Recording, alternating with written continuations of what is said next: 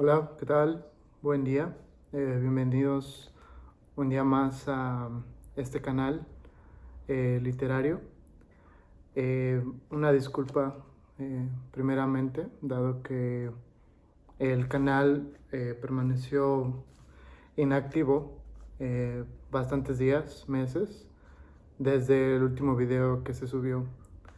Tengo la impresión que de hecho este año no hubo video, este es el primer video del año.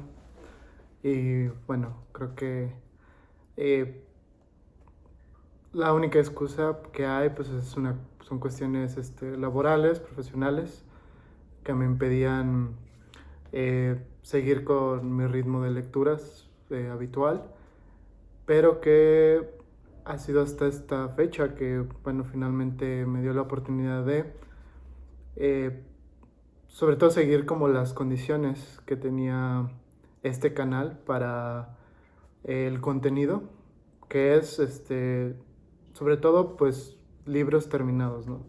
O sea, poder hablar al respecto de libros que hayamos completado en su totalidad, que los hayamos leído completos. Y bueno, en esta ocasión, si bien se cumple esa condición, esta vez hablaremos de un libro que no es sobre ficción. Vamos, el contenido no es ficción, no es un libro, una novela, un libro de cuentos. Habla de ficción en su momento, pero es un libro de filosofía, si se quiere decir de esa manera, o al menos es un libro que está escrito por un brillante filósofo, que es Paul Ricoeur. Y estoy hablando de, pues, el primer libro de la serie de Tiempo y Narración, que en este primer tomo es el tiempo y narración, es la configuración del tiempo en el relato histórico. Quiero platicarles un poco cómo llegué a este libro. Yo soy seguidor del canal de este filósofo español, Ernesto Castro, filósofo y youtuber, bastante popular, a mi entender. Y bueno, en su momento, hace un par de años, me dio por seguir algunas clases de su serie sobre, eh, me parece que es sobre hermenéutica.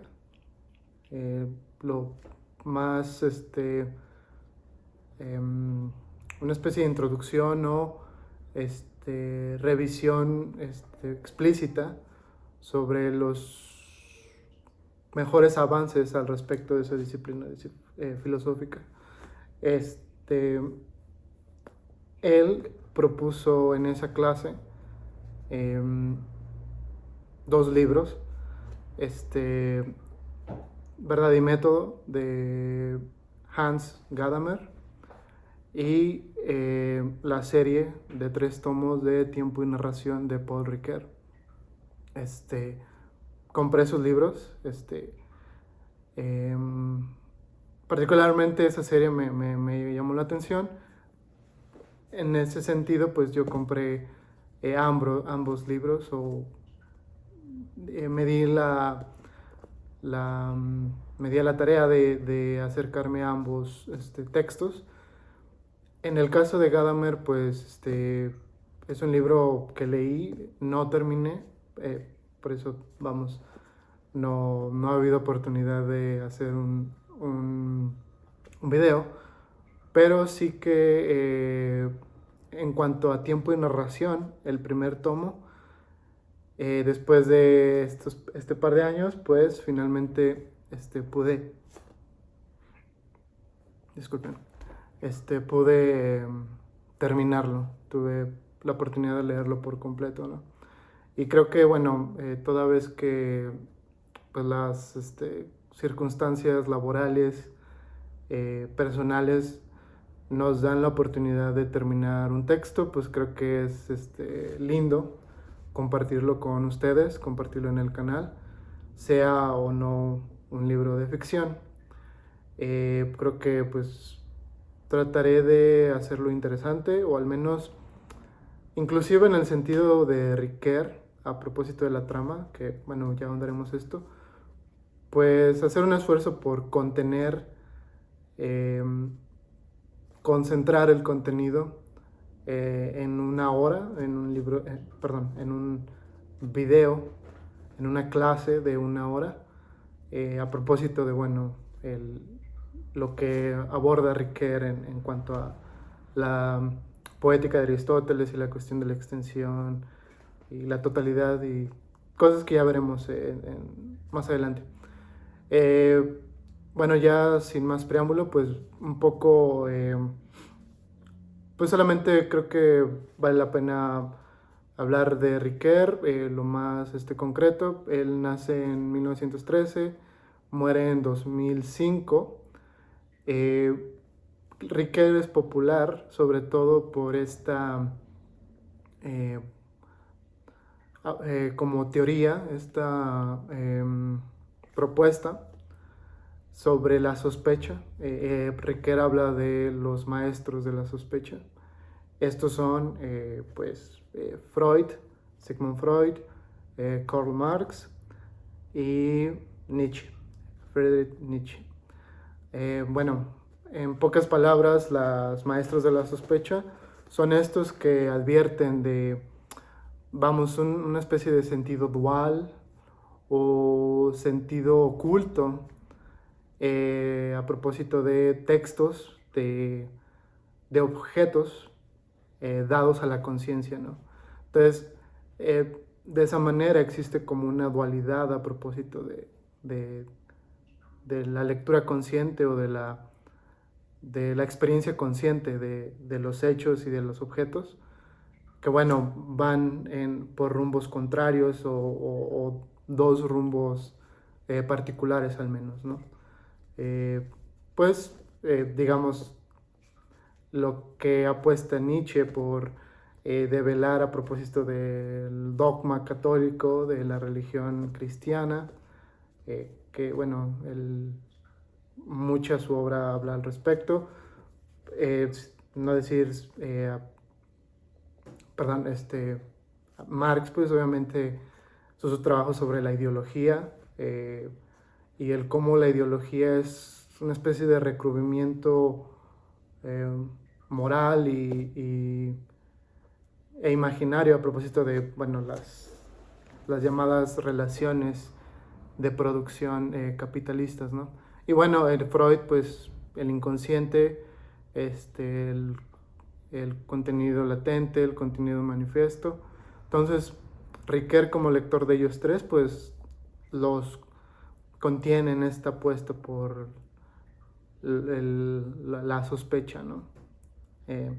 Pero en esta ocasión, digo, Riquer no habla al respecto de eso. En su momento tuve la oportunidad de tener una especie de introducción a esa teoría de los maestros de la sospecha. Creo que una especie de acercamiento sería más bien este otro libro de Riquer que también está editado en siglo XXI, que es una interpretación de la cultura de Freud. Perdón, Freud, una interpretación de la cultura, ese es el nombre. Ahí habla de la lógica trascendental, de sentido unívoco y equívoco, entre otras cosas, ¿no? Bueno, en esta ocasión, Tiempo y Narración apuesta más a cuestiones en torno a la innovación, a lo que Riquer se refiere como la innovación semántica.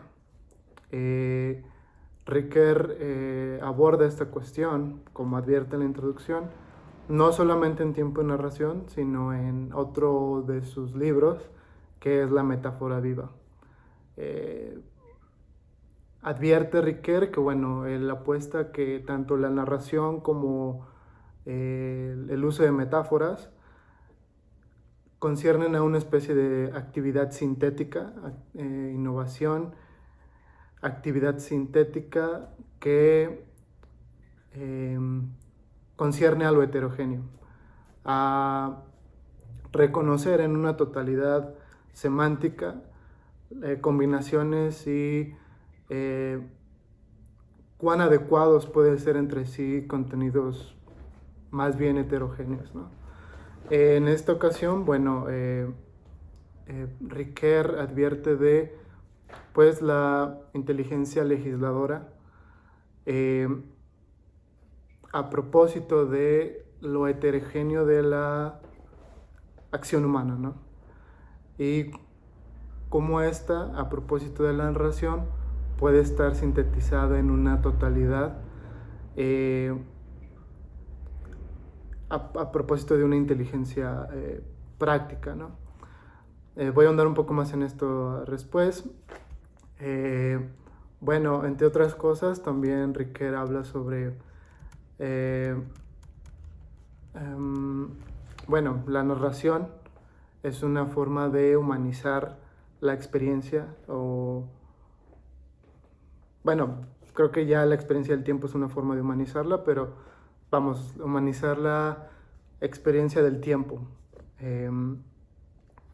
Riquer advierte de, bueno, en la historia de la filosofía siempre ha habido esta cuestión, esta reflexión, por cierto, aporética, complicada sobre el tiempo, y Riquer advierte que esta actividad sintética sobre la acción, que es la invención narrativa, también es una forma de aclarar, no de resolver, pero sí de aclarar esta reflexión aporética sobre el tiempo.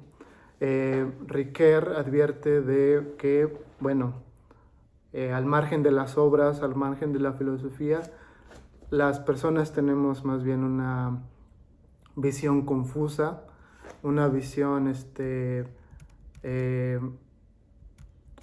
muda y confusa, digamos un poco como turbia, a propósito del tiempo y cómo nos atraviesa.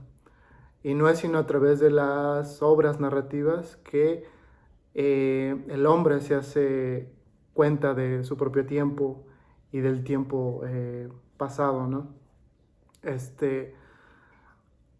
Con eso, pues, Riquer habla sobre cómo, bueno, el tiempo, pues, concierne, pues, a la actividad humana, entre otras cosas.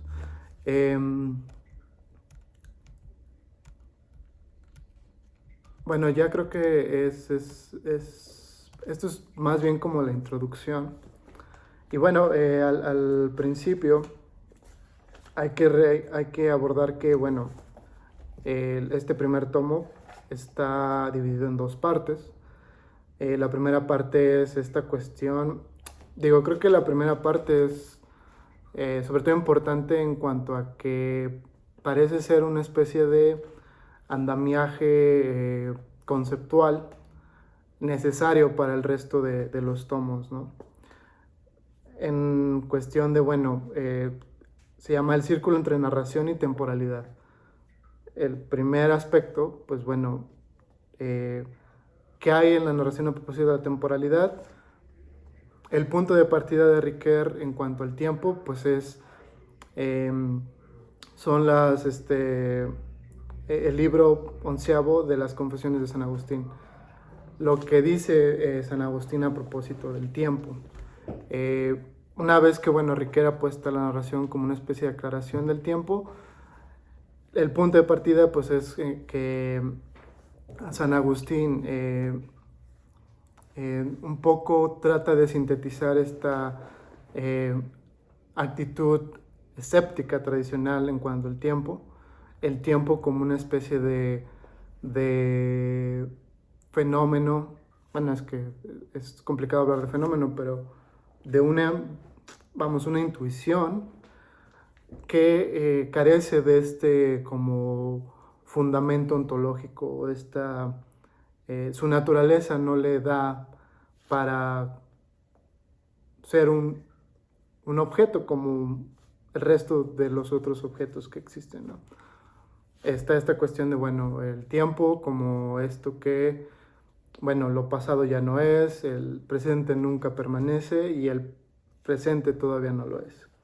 Pero bueno, ¿qué hace San Agustín desde la visión de Riquer?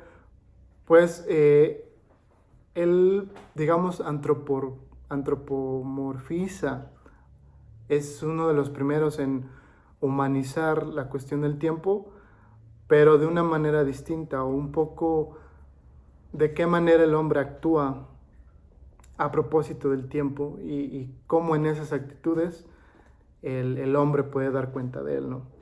Él habla, hay tres momentos, hay tres actitudes humanas a propósito del tiempo que, sacan al tiempo de esta como un poco reflexión escéptica para dar cuenta de, bueno, en la experiencia humana dónde está, dónde lo podemos encontrar verdaderamente.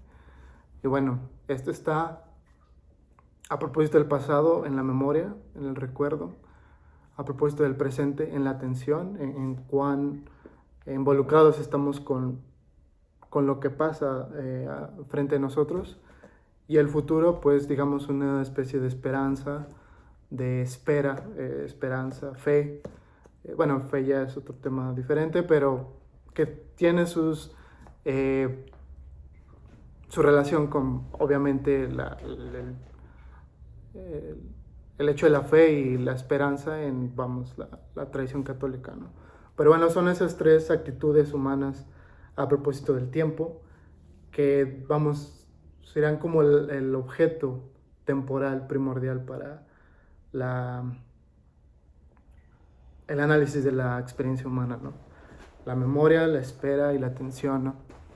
Entre otras cosas, también en su momento también San Agustín aborda el problema de la eternidad y cómo pareciera ser también una especie de negación del tiempo, y cómo el hecho de la eternidad o digamos una apuesta filosófica por la eternidad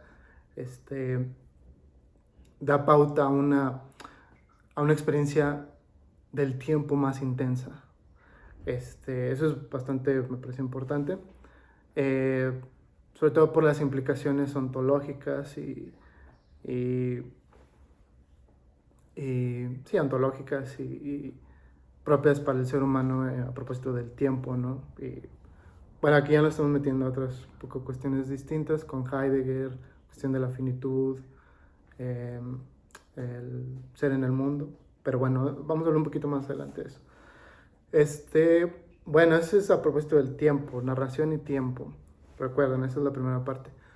Ahora, el otro punto de partida primordial para Riquer es la poética de Aristóteles. La poética es esta actividad para... Riquer nos advierte de la poética como esta inteligencia para crear tramas, para crear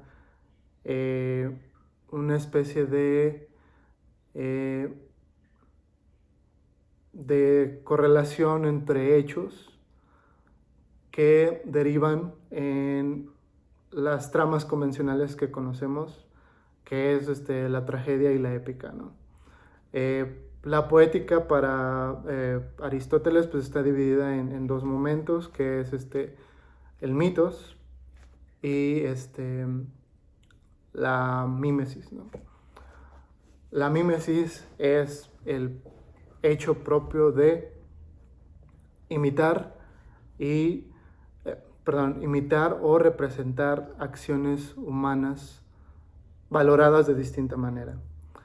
El mitos es esta parte de la poética, sobre todo encargada al sentido o la coherencia interna de los hechos, y cómo la poética procura en este tipo de representación la posibilidad del sentido de una sola acción totalizante, plena y contenida en una extensión específica.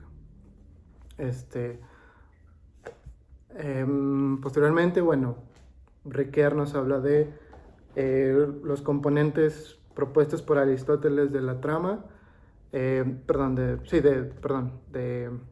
bueno, ya mitos, mímesis, dan tragedia y épica. Entonces, ¿cuál es el contenido de la tragedia al menos? Bueno, sobre todo de la tragedia, los personajes, caracteres, el pensamiento de la obra, la expresión, qué lenguaje vamos a usar. Vamos a propósito de la mímesis. Pensamiento, expresión, caracteres, trama, canto y ceremonia, me parece. Pero bueno, vamos, lo importante aquí es, sobre todo, lo que nos concierne es personajes, ¿vale? A propósito de la representación, pensamiento, o sea, el pensamiento que concierne a la trama, y bueno, la serie de hechos que refieren a la tragedia y a la épica, ¿no? A ver, entonces ahí nos advierte Aristóteles que las diferencias performativas, vamos, el cómo se representa o la experiencia humana de la tragedia y la épica, son prescindibles. O sea, porque más allá de si la tragedia es una representación con actores y la épica es una representación singular, individual de un Rápsoda o de un Aedo, lo que importa es, bueno,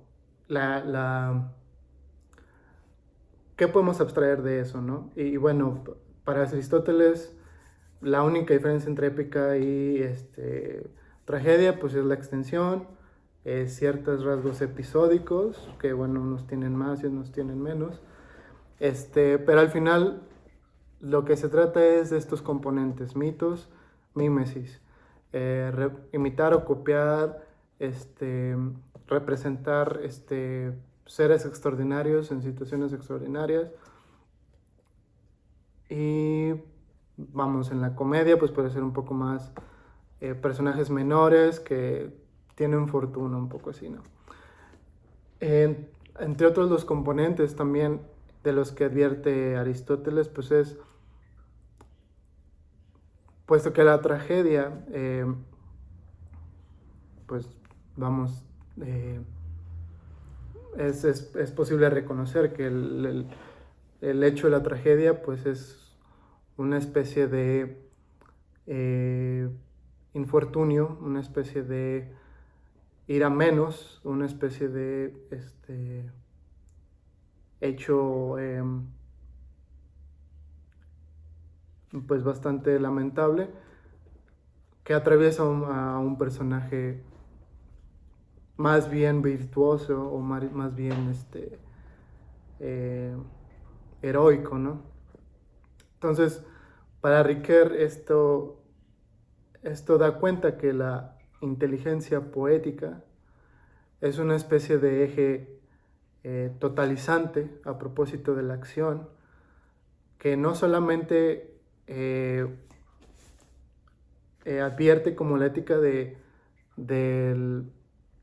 los fines de la acción virtuosa, sino como naturalmente la acción también se ve atravesada por, circunstancias exteriores, que no es solamente la virtud, el motor de la dicha o la desdicha, sino que existen otros elementos imprescindibles, y que es la inteligencia poética la que nos advierte de ello, ¿no? ¿Qué son? Bueno, pues estamos hablando de la peripateia y la anagnórisis, que es de una persona dichosa, heroica, increíble y extraordinaria, pues cómo se va menos, ¿no? Bueno, creo que quiero pensar un poco a lo mejor en el caso de Prometeo, quizás el propio Edipo, bueno, vamos como ejemplos, ¿no? Bueno, entonces De eso va un poco lo que advierte Ricoeur a propósito de los puntos de partida dentro de la tradición filosófica para proponer una nueva visión a propósito de la experiencia humana del tiempo en la imaginación narrativa, ¿no? Bueno, posteriormente Ricoeur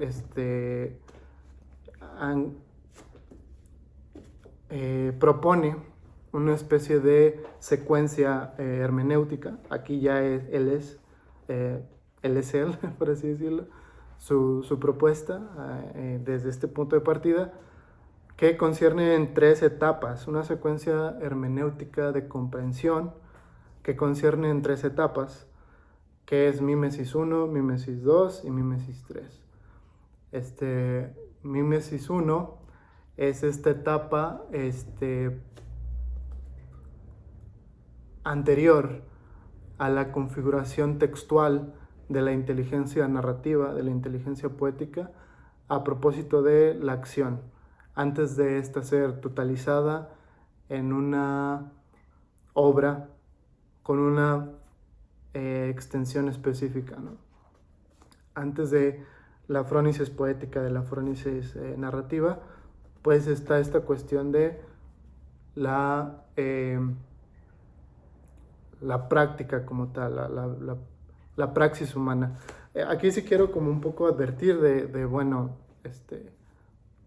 sí nos alejamos ya un poco ya de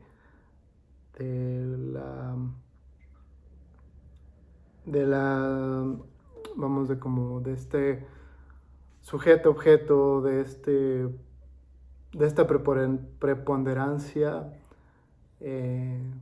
vamos, epistemológica de la filosofía o del discurso filosófico. Aquí, bueno, ya estamos hablando mucho más de cuestiones de prácticas, de vida no pasiva, de vida activa. Y eso a mí me parece muy valioso y muy interesante. Cuando posiblemente entendemos la lectura o inclusive la experiencia artística de una historia, de un relato, como algo más bien pasivo o algo más bien pues contemplativo, ¿no? Y a mí por eso me parece muy, muy interesante los aportes de Ricoeur en este caso y en general de la tradición hermenéutica y sobre todo, bueno, las nuevas aportaciones. Bueno, mímesis 1 es como anclaje primordial del objeto de la inteligencia práctica, de la inteligencia narrativa, que es la práctica, la acción humana, en pocas palabras. Bueno, entre la cuestión del anclaje conceptual, pues es esto de, bueno, nosotros actuamos con otros, actuamos contra otros, las acciones tienen una circunstancia, un motivo y tienen un fin. Todo tipo de acción tiene esa orientación. Ahora, el anclaje cultural, el anclaje simbólico, para Ricoeur, pues es esta cuestión moral sobre todo, de valoración, de, bueno, una acción es buena, una acción es mala, una acción tiene un fin dichoso, un fin infortunado, un fin trágico, las circunstancias de tal o cual personaje son malas, son buenas. Entonces es el anclaje simbólico de la acción que la inteligencia poética y narrativa totaliza, ¿no? Y bueno, está esta otra anclaje, que es, bueno, el anclaje temporal. Y bueno, aquí ya es una cuestión mucho más, vamos, existencial, si se quiere decir de esa manera, del yo hago, yo puedo, yo sufro, ¿no?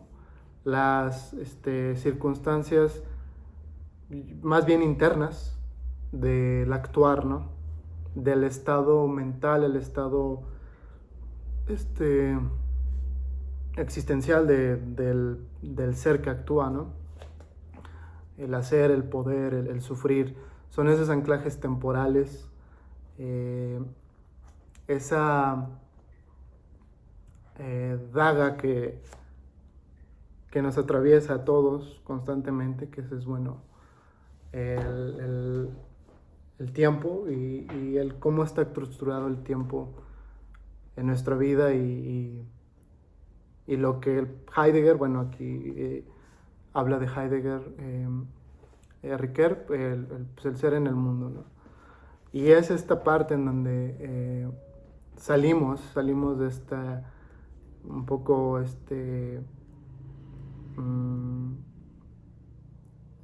como afán muy epistemológico, muy cientificista de la filosofía, para que de esta manera la filosofía sea más bien algo mucho más práctico y mucho más, vamos, un poco más aterrizado, ¿no? El propio Heidegger pues dice, bueno, en realidad la ciencia, el sujeto y el objeto son solamente momentos de la estructura del ser en el mundo, ¿no? La vida es mucho más que eso. De hecho quería leerles como un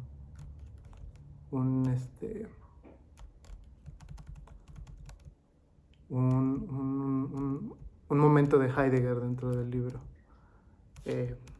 Permítanme un momentito.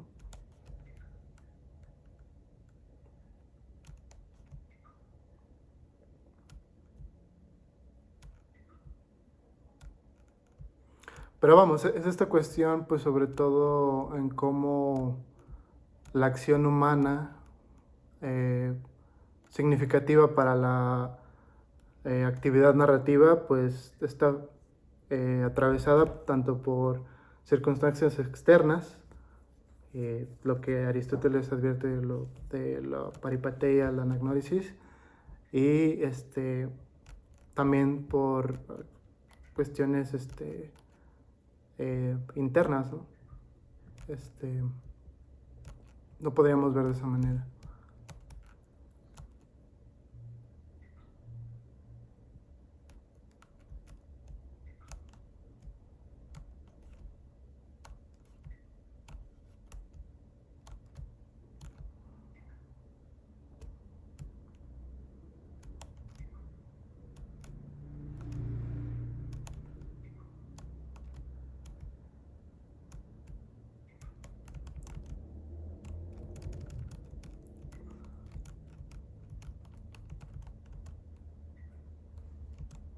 A ver, bueno, los que hemos leído un poquito Heidegger, pues hablamos de el cuidado, la cura, unos lo traducen. Creo que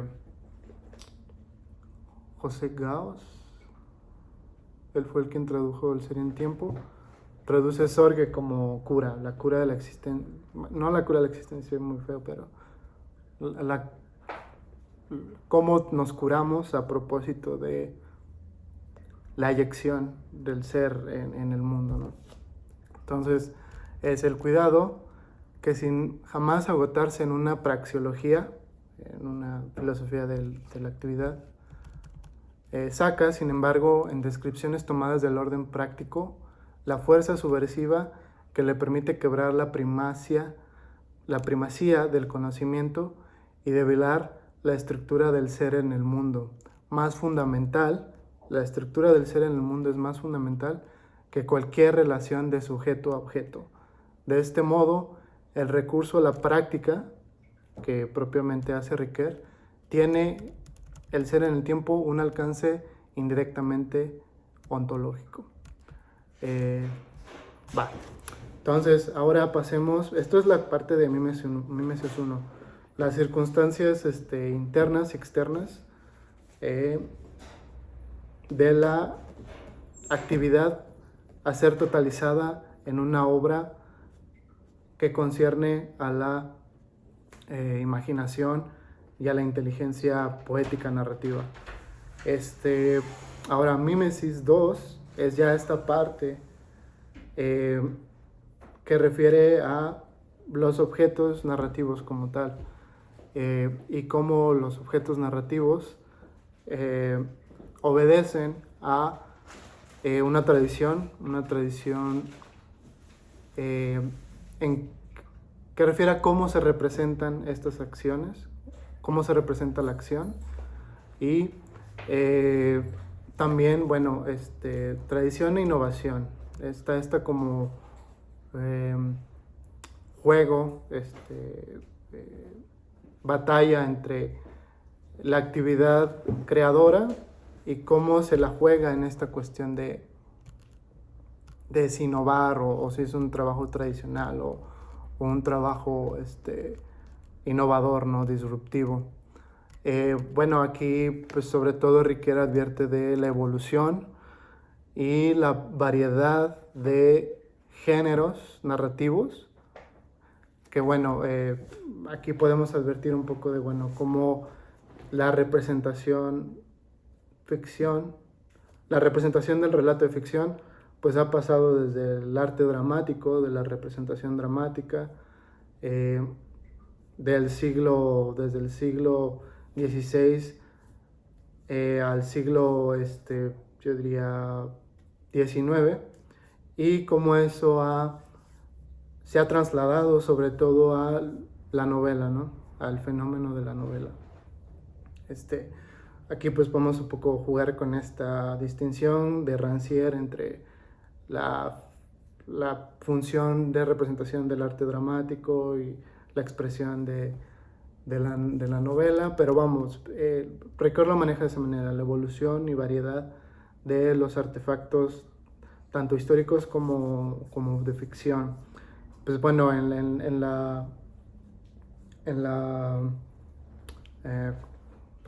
el relato del histórico, pues bueno, hay diferentes géneros, hay historias de todo tipo, pero creo que también aquí es advertir de, bueno, cómo ha evolucionado la propia historiografía, ¿no?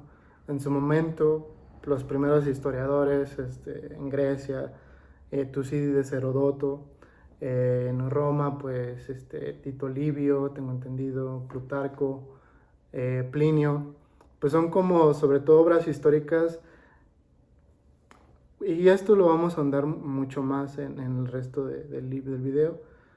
Están enfocadas en una cuestión sobre todo biográfica, lo que actualmente entenderíamos como una biografía, ¿no? Pero para ellos era esa la manera más significativa de representar los acontecimientos históricos. En cuanto a los personajes involucrados o más bien ejecutantes de ese acontecimiento histórico. Pero bueno, esta cuestión de los géneros. Mímesis 3, ya aquí vamos en Mímesis 3, pues ya esta es como la actividad del lector, el efecto de la obra representativa, totalizante, en el lector y cómo lo afecta, ¿no? Aquí, bueno, Riquer nos habla de que existe una estructura prenarrativa de la experiencia humana. La narración es una forma de humanizar la experiencia del tiempo, sobre todo, para el ser humano. Pero aquí quería yo a ustedes compartirles, bueno, aquí habla de esta importancia que hay entre la fusión de horizontes, cómo los horizontes temporales existenciales de dos personas se unen en la lectura de la obra, en la ejecución de la obra.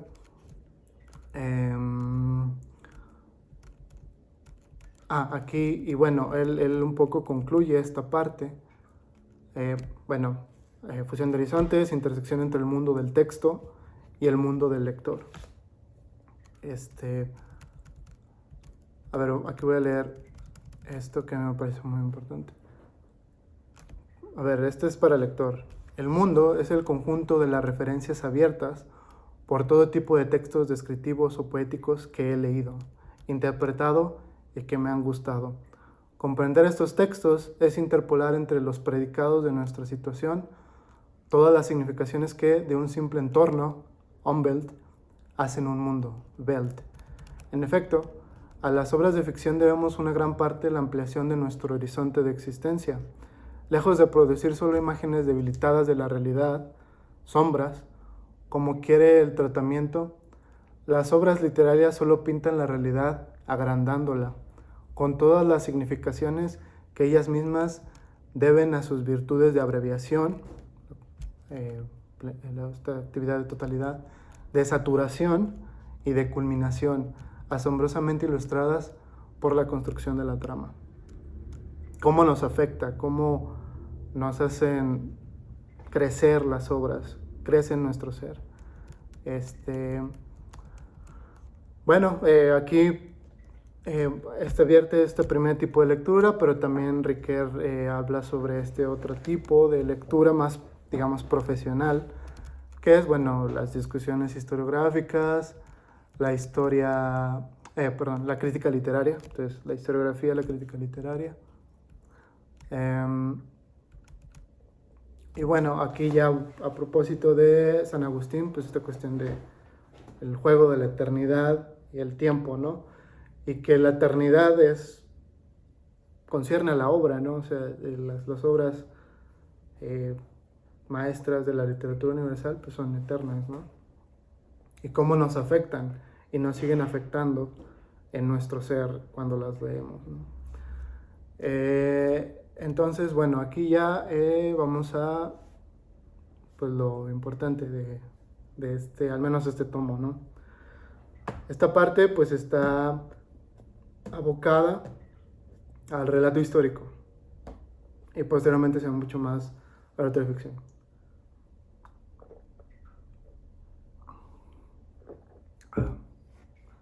Ok. Bueno,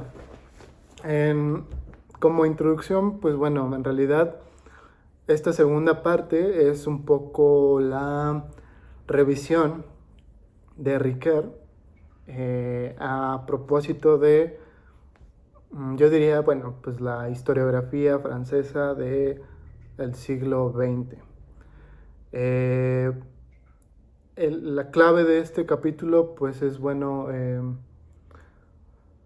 la distinción que hace Riquer, y más que distinción, bueno, creo que es una tensión. Existe una tensión en cómo se aborda la historia desde el siglo XX, ¿no?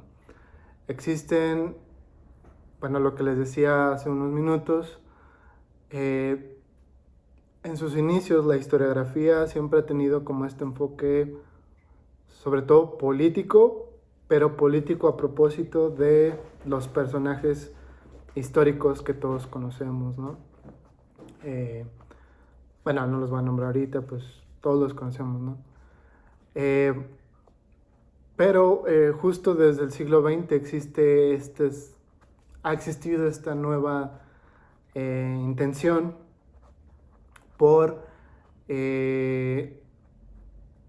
sacar a la historia, al relato histórico, o digamos inclusive no solo el relato, sino el conocimiento histórico de de esta tradición tan biográfica. O sea, aquí pues podemos hablar de la escuela de los anales, ¿no? La escuela de los anales es esta,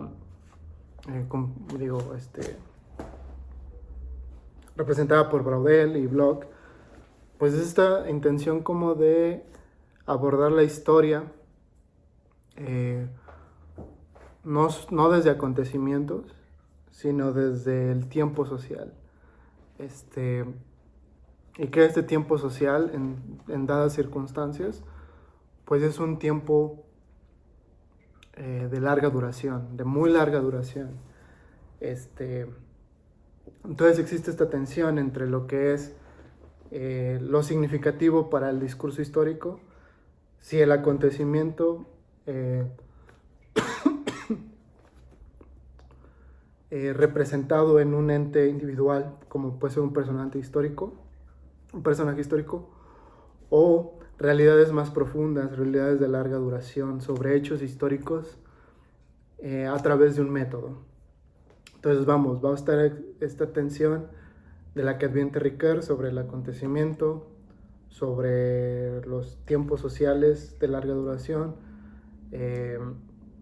las estructuras, la historia social, la historia de las sociedades como tal, o los personajes clásicos como Napoleón, no sé, Hernán Cortés aquí en México, ¿no? Y bueno, aquí es un poco un recorrido. La punto de partida son los anales, lo que hacen esta distinción entre, bueno, un tiempo geográfico, un tiempo social y un tiempo individual. El acontecimiento desde Ricoeur como el átomo.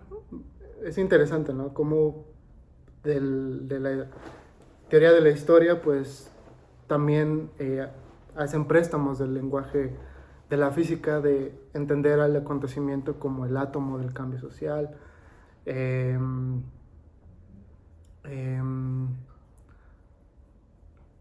individuo tradicional aquí estoy hablando de la historiografía tradicional, acontecimiento, cambio social, el individuo que lidera, el individuo como objeto de la investigación histórica, y cómo los anales introducen este nuevo concepto, esta nueva serie de conceptos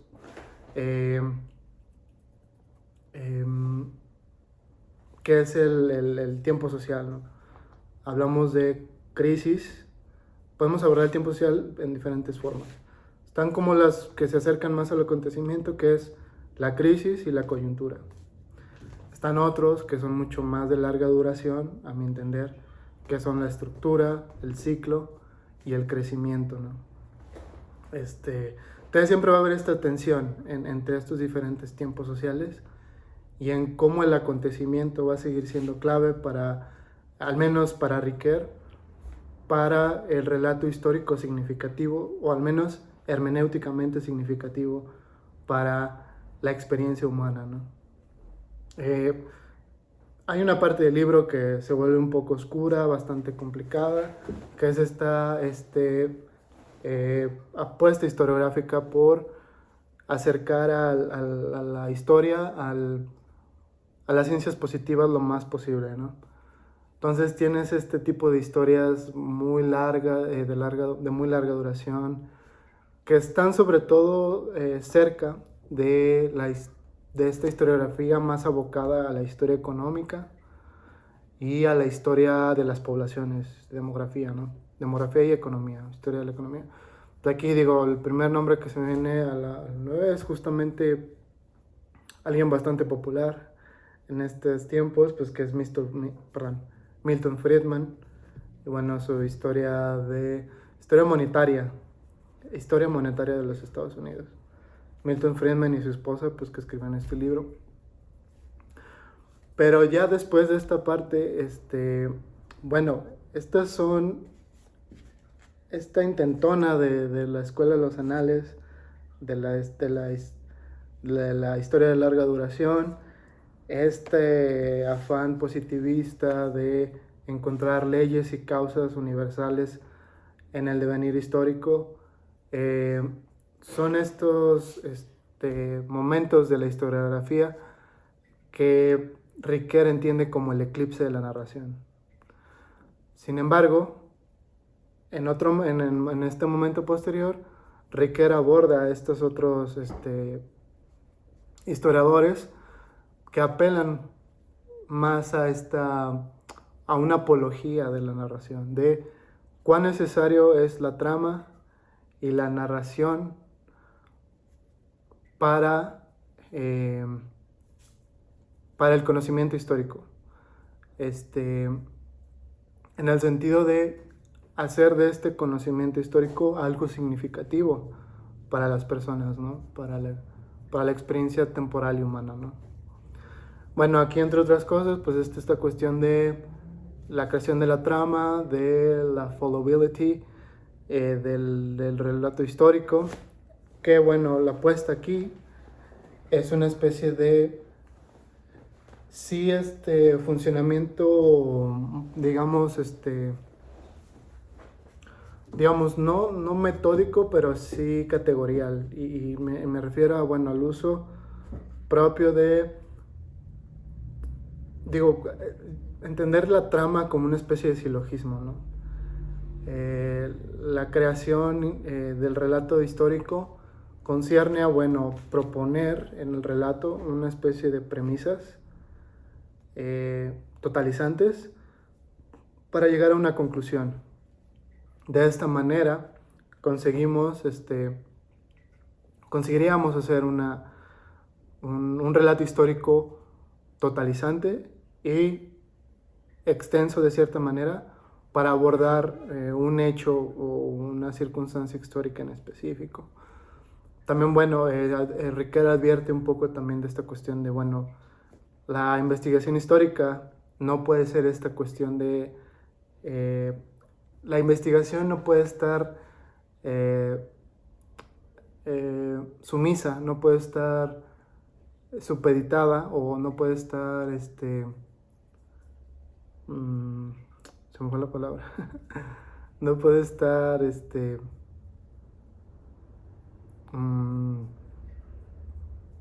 sí, digamos, no puede estar condicionada por las fuentes o las puras fuentes, ¿no? Para Riquet, pues la imaginación histórica, el estilo historiográfico nace de una pregunta de investigación, de un problema histórico. Y eso es interesante por cómo, y creo que aquí es sobre todo lo que yo quisiera, vamos, como una especie de conclusión de, bueno, creo que sobre todo hoy en la actualidad, actualmente, dadas las circunstancias políticas, económicas del mundo en la actualidad, pues es súper importante entender qué tipo de estilos historiográficos, qué discurso histórico se ha vuelto hegemónico y cómo esta historia nos atraviesa constantemente, pero que eso no es solamente esa historia, esa primera historia no es la única, porque justamente el relato histórico está atravesado no por un método, que es lo que advierte Ricoeur, pero sí por una crítica. La importancia que hay en el discurso histórico, la importancia de la crítica en el discurso histórico, que es ineludible y primordial y fundamental. Y eso me gustó al menos de Ricoeur, de cómo, vamos, una especie de discurso histórico que se reconstruye constantemente, ¿no? Como disputa constante entre estilos historiográficos, entre nuevas tramas de ciertos hechos del pasado, ¿no? Bueno, me desvié un poco, pero bueno, estoy hablando de esta cuestión de seguir la historia, las premisas, las conclusiones, pero justamente para Ricoeur esto no es suficiente porque, vamos, se vuelve un poco se vuelve un poco hueca, un poco vacía, un poco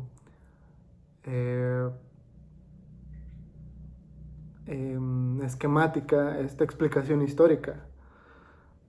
Entonces aquí Ricoeur dice, bueno, también la comprensión cabal de los hechos históricos, sí toman algo de esta escuela de los anales, de la historia de la historia de la narración, perdón, de los anales de esta apuesta historiográfica, de advertir de las circunstancias sociales, económicas y culturales de un acontecimiento, ¿no? Que esta comprensión total contiene estos aspectos estructurales del hecho histórico, ¿no? Lo social, lo cultural, lo ideológico, ¿no? Para justo no volver a la historia, al relato histórico, un silogismo, sino más bien una especie de discurso abarcativo, completo, del hecho que se está investigando, ¿no? Y ya, bueno, una última parte, bueno, esta cuestión de la apuesta, la propuesta de metahistoria de Hayden White, que advierte de, bueno, todo, al final la historia, el discurso histórico, el conocimiento histórico es, sin más ni menos, pues, cómo se construye una trama, haciendo préstamos de la tradición narrativa del arte, de las bellas artes, por así decirlo, la tragedia, la comedia, la sátira, y cómo el estilo historiográfico hace préstamos de esas formas de escribir. Entonces aquí es cuando Ricoeur lleva estos elementos externos de la acción humana al relato histórico para hacer conocimiento histórico, ¿no?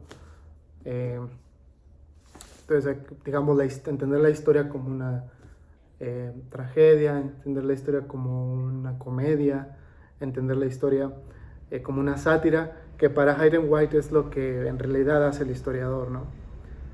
Crea como esta especie de tramas. Y también Hayden White propone, pues, que todo relato histórico pues tiene un componente ideológico, ¿no? Está un componente radical, un componente liberal, un componente... déjenme buscarlos para dárselos completos. ¿Cuáles son las orientaciones ideológicas del historiador?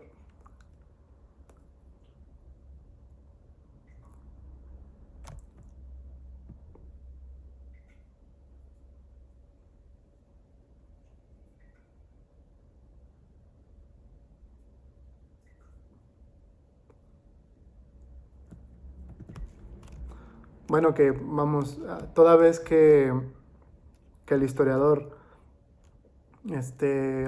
hace préstamos de estas formas de narración, de arte dramático, de arte épico y trágico, pues también busca conmover. Vamos, que al final la función de la tragedia y de la épica pues es la catarsis, es este sentimiento de compasión y de temor a propósito de lo que afecta al protagonista, de lo que afecta exteriormente al protagonista. Esa es la inteligencia narrativa. La inteligencia narrativa en los cuentos, en las novelas y en el relato histórico, ¿no? Pero bueno, además de esto, pues todo estilo historiográfico pues tiene una visión anarquista, conservadora, radical y liberal. Bueno, aquí se entiende que, bueno, la visión trágica pues es de cierto tipo, la cómica es una especie más de reconciliación. Creo que aquí, bueno, advierten que la sátira, la verdad me cuesta un poco de trabajo entender por qué la sátira, vamos, a lo mejor quizás es una especie de cinismo propio del relato histórico. Quizás sí, porque justo posteriormente, el propio Riquer, pues habla de qué actitudes podemos tomar a propósito de la historia, de los hechos históricos, ¿no? Digamos que un poco la sátira sería esta forma de inventar la trama en donde se tiene como una actitud mucho más pesimista, mucho más conformada, perdón, es que no es conformista, es un poco cínica. Creo que es una actitud, la sátira es como una especie de actitud cínica, actitud, se me va la palabra, discúlpeme. Sí, bueno, una actitud más cínica, más, conformista, más, fatalista de la historia, ¿no? Una especie de, pues es que esto pasa por esta circunstancia y pues en realidad no hay nada más que podemos hacer al respecto. Y es algo que, bueno, Riquer al menos propone como una especie de diatriba o otro tipo de, de desafío, otra especie de discusión historiográfica entre, bueno, que está representada en Weber y el método histórico y Raymond Aron. En este caso, Raymond Aron sí propone como una especie de, bueno, es que la historia también tiene que ser la historia tiene que cumplir una función política, ¿no? La historia tiene que abrir la pauta eh, para, para lo contingente, para lo que no está advertido, para lo subversivo, y que de pronto en ciertos tipos de estilo historiográfico pues no da lugar porque pareciera que es este estricto encadenamiento de circunstancias y de hechos irreversibles, ¿no? Pero es muy importante en ese sentido el advertir que, eh, al menos desde Ricoeur, pues la causalidad histórica o el encadenamiento histórico no es tan estricto, es un poco más,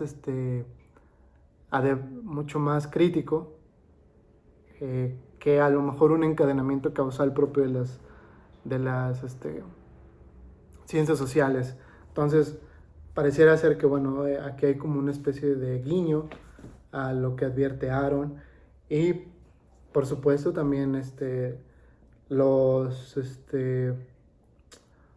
los parapetos pues ideológicos propuestos por Hayden White, ¿no? Que yo diría que, bueno, un radicalismo, un anarquismo, pues abogaría más por una visión más eh, revolucionaria en cómo afecta la historia al ser humano en su actividad política. Bueno, pero hay un poco más de mi cosecha, ¿no? Poniendo un poco más de mis impresiones a propósito. Bueno, ya aquí casi estamos terminando. En general aquí, bueno, creo que Ricoeur concluye que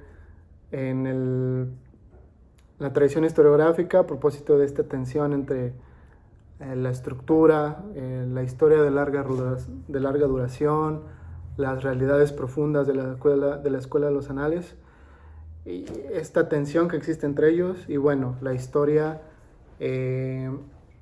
tradicional, la historiografía tradicional, que para Ricoeur pareciera también un poco imprescindible, ¿no? Lo importante que es el acontecimiento y los individuos involucrados en esta serie de estructuras sociales, ¿no? Si bien no es tanto el volver, creo que no me parece a mí que sea el volver a una historiografía tradicional, política, bueno, no diría política, politiquera, del héroe político. No creo que sea eso, sino más bien advertir que también de pronto esta tendencia positivista, esta tendencia cientificista de la historia, pues al final se vuelve hermenéuticamente insignificativa, o sea, no significa nada para el ser humano. De pronto, bueno, una historia de los precios de la papa de México del siglo XXI. No, más bien, el precio de la papa en México en de 1809 a 1991. ¿Sabes? Así es que, bueno, disculpe un poco porque puse también un poco... Déjenme formular un buen ejemplo. Creo que la historia no tiene sentido si hacemos este tipo de apuestas historiográficas como el precio de la papa en Perú de 1821 a 1892. O sea, porque al parecer se entiende que existe también este tipo de tendencias historiográficas, ¿no? Entonces, un poco creo que eso es lo que advierte Riquer, de bueno, aquí no es solamente la ciencia, aquí es algo que concierne a cómo el tiempo histórico atraviesa al tiempo narrado para el lector y al propio tiempo vivido, a la experiencia temporal del ser humano y cómo la historia puede afectar y cómo puede sacar al ser humano de esta actitud natural, confusa y muda que tiene sobre el tiempo, sobre su historia el ser humano, ¿no? ¿Cómo podemos crecer nosotros con una experiencia más intensa? Al hecho de que las obras nos ayudan a tener una experiencia más intensa del tiempo. Pues bueno, al parecer estas historias de la papa, pues no afectarían como tal al ser humano, no cumplirían su objetivo hermenéutico. La historia no cumpliría su objetivo hermenéutico, al menos desde el punto de vista de Riquer. Bueno, creo que pues, este es mi intento de resumen, mi intento de clase, mi intento de introducción a la obra de Riquer, a este primer tomo. Se lo recomiendo mucho, léanlo. Posiblemente ustedes encuentran mucho más cosas de las que yo pude platicarles hoy. A mí me encanta la filosofía, como saben. Y bueno, este momento en mi vida, pues creo que para mí Riquer ha sido muy interesante, muy, me ha impactado bastante, ¿no? Y insisto, todo esto nos sirve mucho para ser mucho más, conscientes de cómo nos afecta la historia, por así decirlo, ¿no? ¿Y qué es la historia? O sea, en cierto sentido, la historia es muchas cosas que nos afectan de la misma manera, ¿no? O sea, creo que sobre todo en este contexto tan crítico, tan difícil que nos ha tocado atravesar, pues es muy importante tener una especie de brújula teórica, brújula intelectual, que nos haga mucho más capaces, mucho más críticos, mucho más inteligentes, sobre todo por cómo en la actualidad hay mucha manipulación. La historia, estos esfuerzos revisionistas en mucho sentido van mucho para mal, sobre todo. O sea, creo que también la historia es una especie de disputa, quién escribe la historia, cómo la escribimos. Es muy importante para todos. Entonces creo que así me despediría, creo que así terminaría. Y los espero, los espero próximamente para la próxima ocasión. Espero encuentren el próximo tomo, igual de interesante, más interesante. Este próximo es sobre relato de ficción. Y bueno, en cuanto lo tenga listo, pues ya me verán por acá y me gustaría mucho que vieran el video y compartiéramos esta lectura filosófica. Entonces, les agradezco mucho, mando un saludo y pues muchas gracias.